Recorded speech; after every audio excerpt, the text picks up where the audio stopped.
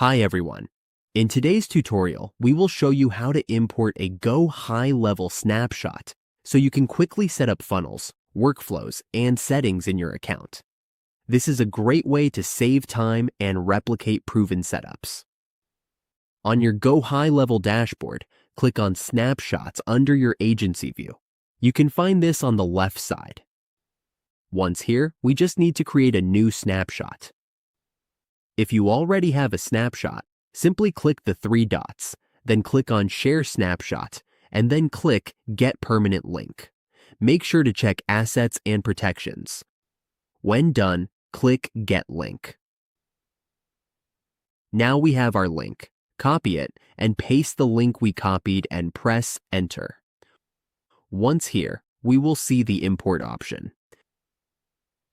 This is how we import a snapshot into Gohighlevel.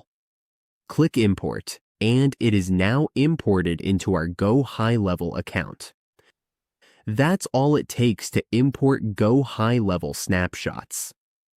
Quickly in just a few simple steps.